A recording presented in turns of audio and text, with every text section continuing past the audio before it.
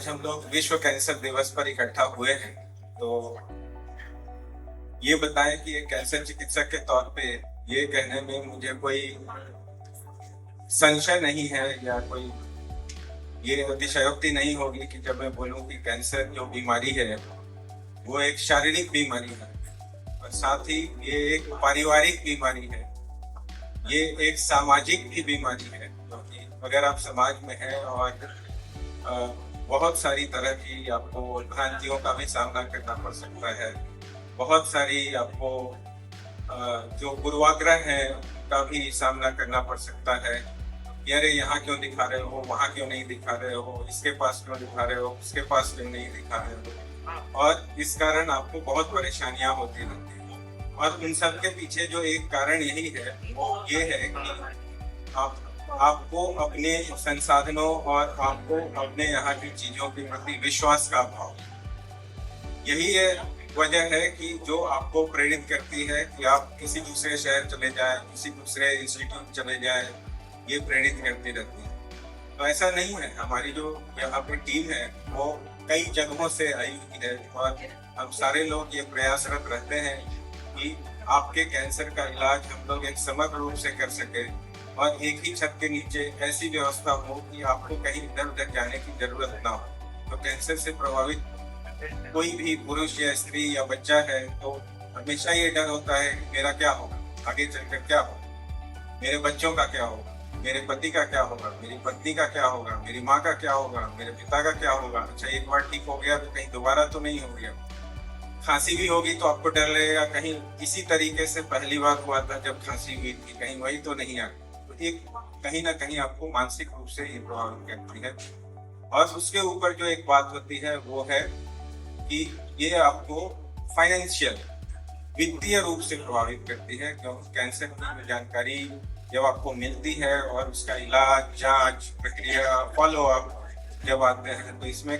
बहुत सारे पैसे खर्च होते हैं। खास करके हम मेडिकल ऑन्कोलॉजिस्ट हैं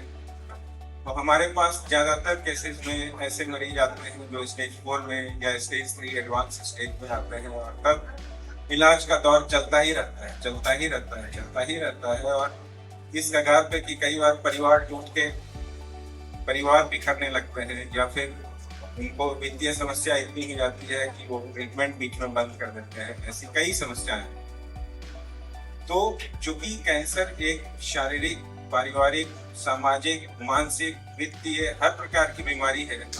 इसीलिए इसमें किसी भी प्रकार की पहल जो है वो एक अनूठी पहल है। और आज जब हम विश्व कैंसर दिवस पे बात कर रहे हैं तो इस बार का थीम अगर आप देखेंगे तो यूनाइटेड बाय यूनिक का मतलब ही है कि कैंसर की जांच में, कैंसर के इलाज में, कैंसर के फॉलो अप में, कैंसर के मरीजों की किसी समस्या का हल करने में, उनको शारीरिक, पारिवारिक, मानसिक, सामाजिक और वित्तीय रूप से किसी भी प्रकार की सहायता करने में आप जो कर रहे हैं वो अनूठी पहल है और इसमें कोई एक आदमी दूसरे से कमतर नहीं। यहाँ पे मैं ये भी बता दूं कि हम लोग जिस तरीके की जिंदगी अब जीते जा रहे हैं उसमें न्यूक्लियर फैमिलीज का कॉन्सेप्ट होता जा रहा है, नाभिकीय, पिता, माँ, बच्चा। पर यही जब तकलीफ आ जाती है उस परिवार पे तब वो ढूंढना शुरू करते हैं कि कहीं से कोई मदद मिले। पैसा तो है पर साथ में आने वाला कोई नहीं, साथ में आने वाला है पर पैसे नहीं, साथ में आने वाले नहीं है, पैसे हैं, घर में कोई नहीं है, बच्चे बाहर रहते हैं। इसीलिए मैं बताता हूँ कि कैंसर एक शारीरिक बीमारी तो है ही है, तो पारिवारिक, सामाजिक और मानसिक और वित्तीय बीमारी है। और इसमें आप अपनी मदद, अपने परिवार की मदद या आस पड़ोस के समाज के किसी भी आदमी की मदद किसी भी तरीके से करते हैं